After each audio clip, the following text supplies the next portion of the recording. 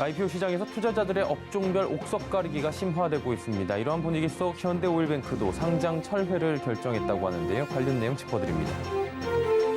현대차가 각종 악재를 뚫고 2분기 매출과 영업이익 모두 상승해 역대급 실적을 기록했습니다.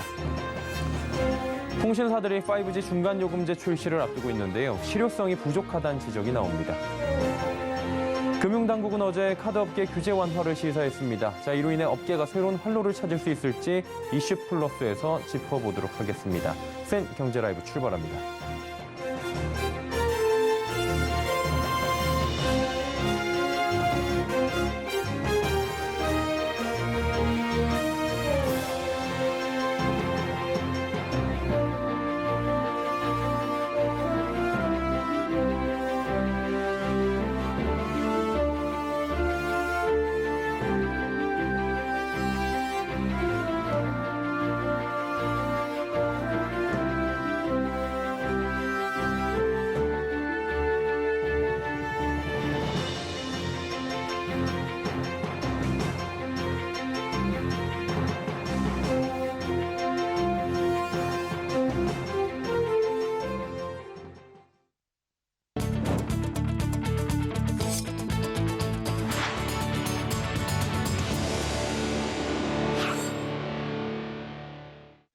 시청자 여러분 안녕하십니까? 센 경제라이브 서정덕입니다.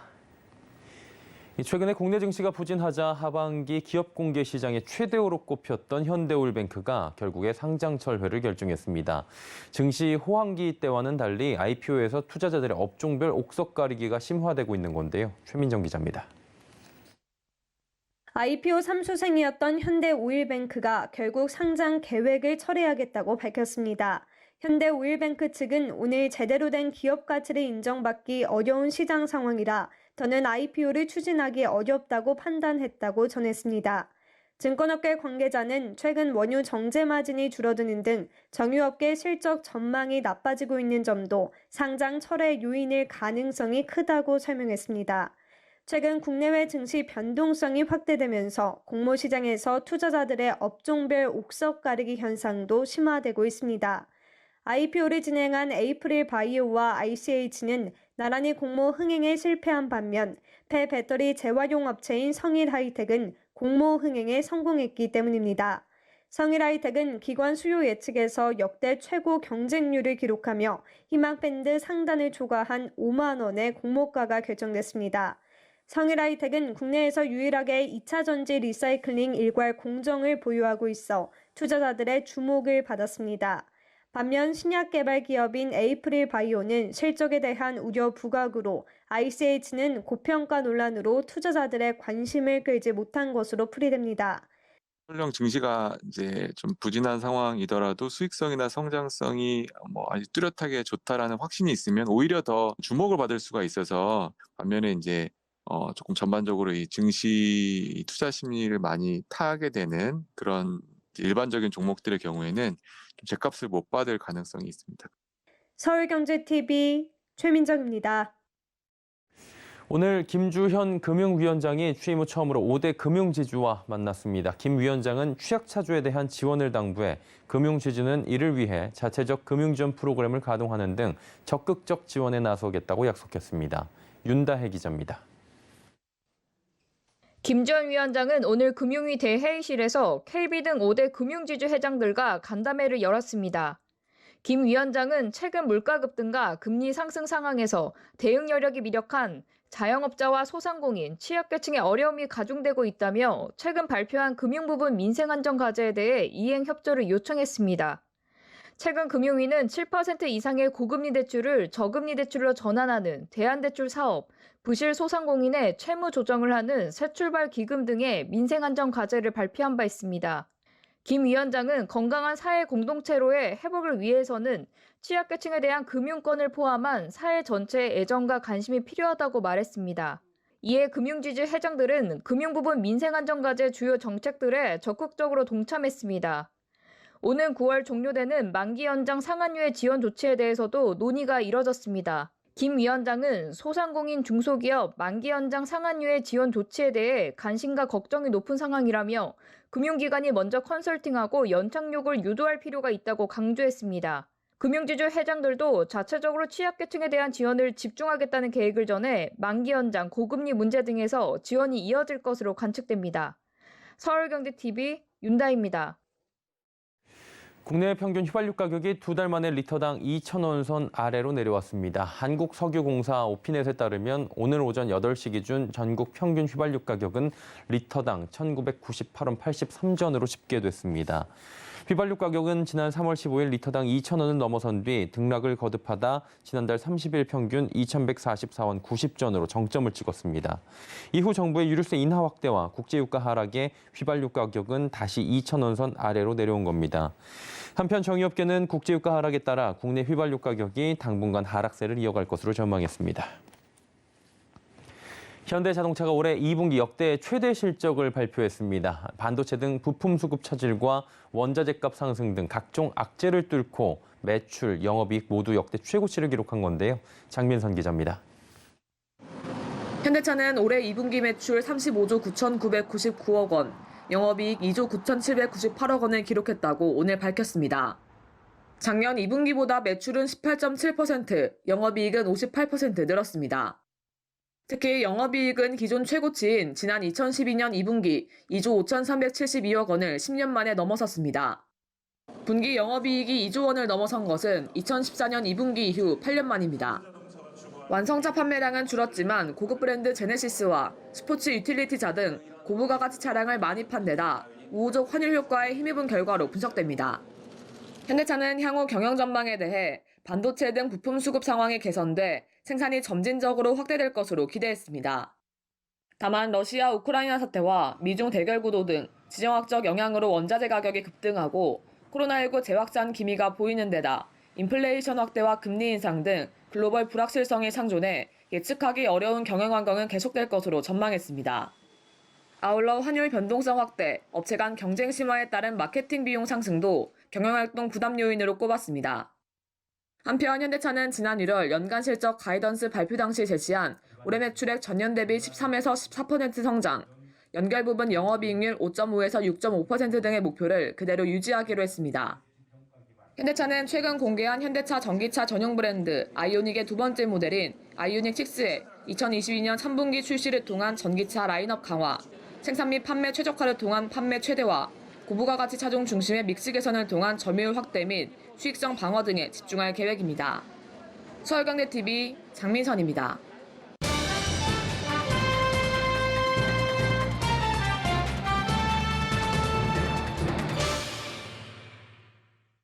카드업계엔 규제가 유독 많아 규제업계라고 불릴 정도라고 하죠. 그래서 저희가 2번에 걸쳐 카드사에 대한 규제에 대해서도 보도를 해드린 바가 있었는데요. 자, 어제 금융당국은 금융산업 규제 해소, 이 카드업권도 포함하는 방침을 내놨다고 합니다.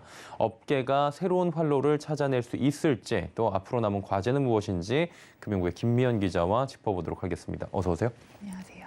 네, 카드업계 상황을 좀 짚어봐야 될 것 같은데요. 카드사가 받는 규제 상황이 구체적으로 지금 어떤 겁니까? 네, 사실 카드사들 규제가 많다는 것은 업계의 중론입니다. 전문가들도 카드업계가 유독 빅테크 등 타 업권에 비해 유독 엄격한 규제가 적용된다고 평가하고 있는데요. 일례로 카드사는 주수익원인 결제수수료 부문에서 금융당국의 카드 수수료 통제를 받고 있습니다. 즉 3년마다 정부가 카드사들이 가맹점들에 받아야 할 수수료를 정해주고 있는데요. 낮은 수수료율을 적용받는 가맹점이 전체 가맹점의 96%에 달하면서 업계에선 본업에서 적자가 날 수밖에 없다는 불만의 목소리도 나오고 있습니다. 하지만 이와 달리 간편 결제사들은 결제 수수료를 자율적으로 책정할 수 있어 형평성에 어긋난다는 우려도 제기되고 있습니다. 또 별도 규정이 없는 빅테크와 달리 카드사들은 부가 서비스와 마케팅 제공에서도 행정 지도를 거쳐야 합니다. 약관을 변경할 때도 미리 보고하는 것만으로도 가능한 전자금융업자와 달리 카드사들은 사전 신고가 필요한 상황입니다. 예, 그리고 또 다른 업권과 비교해 본다면 카드사들이 보유한 데이터에 대한 규제도 유독 엄격하다 이런 얘기가 있는데 맞습니까? 네, 맞습니다. 특히 금융산업의 미래 먹거리라고 불리는 마이데이터 관련 규제가 그러한데요. 다른 업권과 달리 카드사들은 여신전문금융업법의 여전법 규제를 받고 있는데 그 규제에 따라서는 고객과 기업에 대한 데이터를 사업에 활용할 때 신용정보 주체로부터 일일이 별도의 동의를 받아야 합니다. 개별 가맹점 매출 정보를 일일이 동의를 구해야 하는 점도 부담 요소로 꼽힙니다. 또 여전법상 카드사는 한 회사 상품만 추천할 수 있는 일사전속주의라는 규제를 받고 있는데요. 다수 회사의 여러 상품을 소개하고 추천할 수 있는 핀테크 업체들과 비교해보면 경쟁력이 떨어진다는 우려가 나옵니다. 이렇다 보니 카드사들은 정보 제공 범위를 확대해달라는 그런 관련 제도 개선이 필요하다는 목소리를 내고 있는데요. 이 부분은 관계자 이야기 들어보시겠습니다. 동의 기능, 동의 규제를 통해 그동안 쌓아온 결제 데이터를 더 잘 활용할 수 있도록 하는 제도적인 기반 마련과 관련 규제 개선이 필요합니다. 아무튼 뭐 지금 규제가 상당한 것 같은데 아무래도 앞으로도 이제 신사업 확대도 굉장히 중요하잖아요. 신사업과 관련된 상황은 지금 어떤 겁니까? 네, 신사업과 관련해서 카드사들이 규제 개선을 기다리는 것 중에 하나가 있는데요. 바로 금산분리 완화입니다. 금산분리는 금융과 산업의 결합 분리를 말하는데 이는 금융사의 비금융업 사업 진출을 가로막는 요소로 작용하고 있습니다. 최근 금융당국이 이 제도를 완화하기로 했는데요. 그러면 카드사들도 이제 생활서비스 업체나 핀테크사, 외부 페이먼트사 등 비금융사를 인수하거나 사업에 직접 진출할 수 있게 됩니다. 그러면 더 다양한 영역으로 사업을 확대하면서 카드사들은 플랫폼 활성화에 더 힘을 얻을 수 있게 됩니다.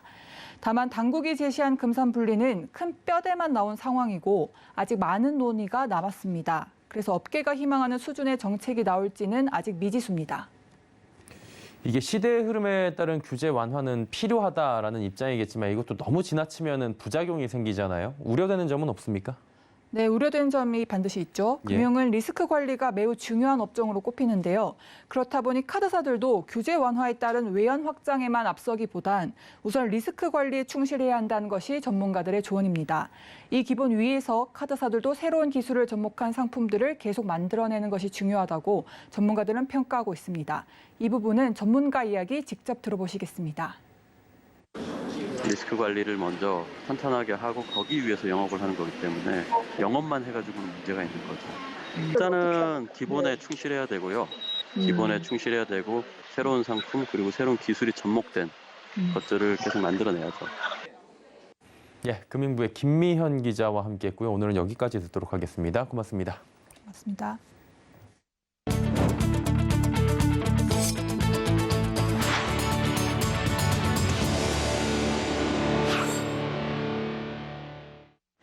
우리나라 무역 수지가 4개월 연속 적자를 기록할 것으로 예상됩니다. 21일 관세청에 따르면 이달 들어 지난 20일까지의 수출액은 약 372억 달러, 수입액은 453억 달러로 각각 집계됐습니다. 품목별로 보면 고유가로 인해 원유 수입액은 전년 대비 2배 이상 늘어났고 전력 생산의 주 원료인 석탄도 148.9%, 가스도 43.1%나 증가했습니다. 반도체와 석유 제품, 승용차 등의 수출이 늘어났지만 에너지 수입액을 만회하진 못한 건데요. 이에 지난 2008년 글로벌 금융위기 이후 14년 만에 4개월 연속 무역 적자를 기록할 수 있다는 우려가 나옵니다. 서울시가 노후 저층 주거지의 새로운 정비 방식인 모아타운 사업에 속도를 올리는 모습입니다. 10년가량 소요되는 재개발 사업에 비해 빠른 추진 속도가 장점으로 꼽히는데요. 단기간에 주거 환경 개선과 공급 효과까지 두 마리 토끼를 잡을 수 있을지 기대가 모아집니다. 이지영 기자입니다. 서울시가 모아타운 추진을 원하는 주민과 자치구가 도움받을 수 있는 지침서인 모아타운 관리계획 수립 지침을 발표했습니다. 모아타운은 소규모 노후 저층 주거지를 블록 단위로 묶어 공동으로 개발하는 사업입니다. 대단지 아파트처럼 주민 공동 이용 시설 등을 조성하고 소규모 재개발 추진에 따른 난개발 우려를 해소하겠다는 취지로 마련됐습니다. 먼저 15분 도보 생활권 단위를 지칭하는 슈퍼 블록을 검토 대상으로 정해 지역에 꼭 필요한 생활 기반 시설을 확충할 수 있도록 했습니다. 모아타운 사업을 추진할 수 있는 법적 규모는 10제곱미터 미만이지만 주민 생활 환경을 폭넓게 분석하기 위해 단위를 30제곱미터 내외로 늘린 겁니다. 또 개별 사업지끼리 건축 협정을 통해 통합 지하 주차장을 지을 수 있도록 유도한다는 방침입니다.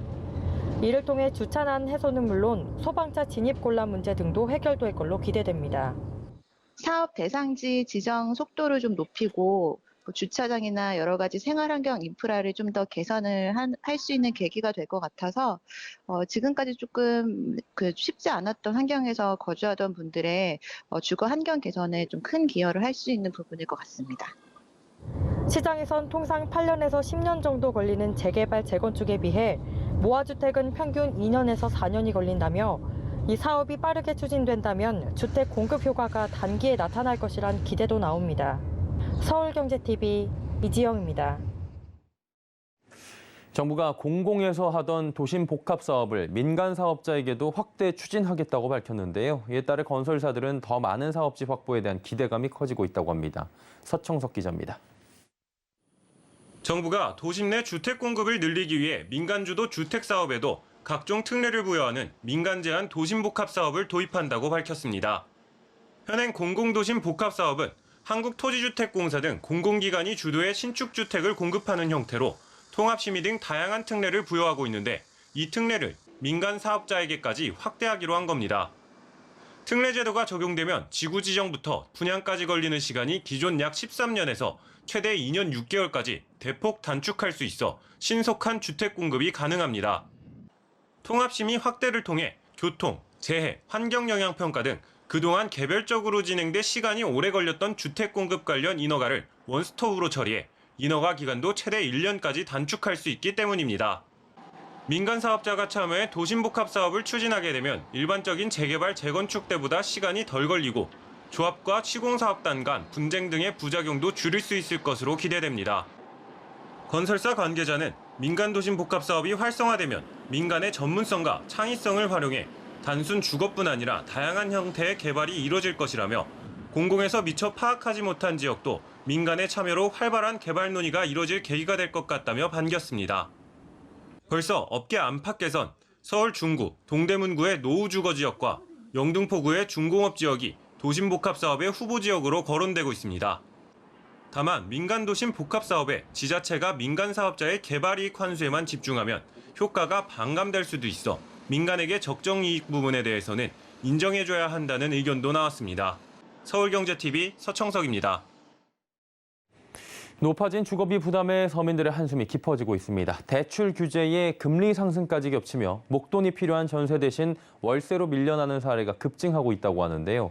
LH는 올해 전세 임대주택 3,000세대를 공급해 저소득 가구의 주거난 해소를 지원할 계획입니다. 설석용 기자입니다. 최근 전셋값이 매매값을 뛰어넘는 단지가 나올 정도로 전세 시장의 상승세가 무섭습니다. 규제와 금리 상승 탓에 전세를 얻기 위한 대출 마련도 쉽지 않아 월세를 선택하는 수요자들이 대폭 늘어나고 있습니다. 안 그래도 주거비용 부담을 갖고 있는 주거 취약계층의 선택지는 점점 더 좁아지고 있는 실정입니다. 이런 가운데 LH가 시행하고 있는 전세임대주택이 대안으로 주목받고 있습니다. LH 전세임대주택은 입주 대상자가 살고 싶은 주택을 고르면 LH가 대신 전세 계약을 한 뒤 저렴한 가격으로 입주 대상자에게 재임대를 해 주거 비용 부담을 줄여주는 제도입니다. 해당 지역에 거주하고 있는 무주택자로서 수급자, 보호대상 한부모 가족, 주거지원 시급가구, 장애인 등이 신청할 수 있습니다. 당첨될 경우 LH는 전세 보증금을 수도권은 최대 1억 2천만 원, 광역시는 8천만 원, 기타 지역은 6천만 원까지 지원해주게 됩니다. 지원받은 전세 보증금의 2% 또는 5%를 입주자가 임대 보증금으로 부담하고 월 임대료는 전세 금액 중 임대 보증금을 제외한 금액에서 연 1에서 2% 금리를 적용받기 때문에 비용 부담은 크게 절감됩니다. LH 전세임대주택은 최초 임대기간 2년을 포함해 9번까지 재계약이 가능해 총 18년 동안 거주할 수 있습니다. LH가 올해 전세임대주택 3,000세대를 공급한다는 계획인 가운데 정부도 공공뿐 아니라 민간임대주택도 활성화하겠다는 방침을 밝혀 주거 취약계층의 전세 진입 장벽이 한층 완화될 전망입니다. 서울경제TV 설소경입니다. 출시를 앞두고 있는 5G 중간요금제를 두고 잡음이 이어지고 있다고 합니다. 통신사들이 신고한 5G 중간요금제 실효성이 부족하다는 건데요. 과학기술정보통신부는 이번 달 안에 요금제 신고에 대한 결정을 내릴 예정입니다. 김수빈 기자입니다. 통신 3사가 중간요금제 설계를 두고 진땀을 빼고 있습니다. 민생 대책을 위한 정부의 요구에 중간요금제를 내놨지만 데이터 제공량이 기대에 미치지 못한다는 지적이 나오고 있기 때문입니다. 가장 먼저 통신사 맏형인 SK텔레콤이 이달 11일 중간요금제 신고서를 과학기술정보통신부에 제출했습니다. 신고된 요금제는 5만 원대 24GB 데이터 제공, 4만 원대 8GB 제공, 3만 원대 온라인 전용 요금제 등 총 5가지. 이를 두고 정치권에서는 여야를 가리지 않고 실효성이 떨어진다는 목소리가 나오고 있습니다. 국민이 이용하는 평균 데이터 사용량을 반영하지 못한다는 이유에서입니다. 윤두현 국민의힘 의원은 새 요금제 출시에도 그 이상의 고가 요금제를 택할 수밖에 없다며 또 하나의 구간을 만들거나 월 사용량을 30GB로 하는 것이 맞다고 생각한다고 비판했습니다. 안정상 더불어민주당 수석 전문위원도 5G 중간요금제가 실효성을 거두기 위해서는 10에서 110GB 중간에 20GB 폭으로 요금제를 만들어야 할 것이라며 구간별 요금제 신설을 촉구했습니다. 이 같은 상황에 통신업계는 난색을 표하고 있습니다. 올 1분기 말 기준 집계된 국민의 5G 데이터 평균 이용량은 약 27GB. 하지만 통신업계는 실제 27GB가량을 이용하는 이용자가 극히 적을 것으로 보고 있습니다. 가입자의 실제 데이터 이용 편차를 고려하지 않은 통계 해석의 오류라는 겁니다. 이로 인해 비슷한 방향으로 요금제를 준비 중인 KT와 LG-U+의 부담이 커지고 있는 상황.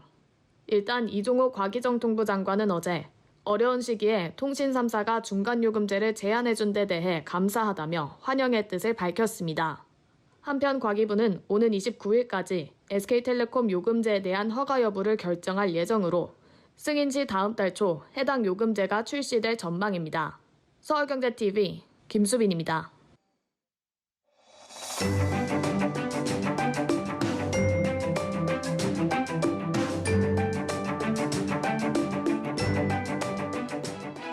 안녕하세요. K웨더 라이프스타일 리보 박유라입니다. 장마 전선이 물러가면서 현재 전국이 대체로 흐린 가운데 강원도로 비가 내리고 있는데요.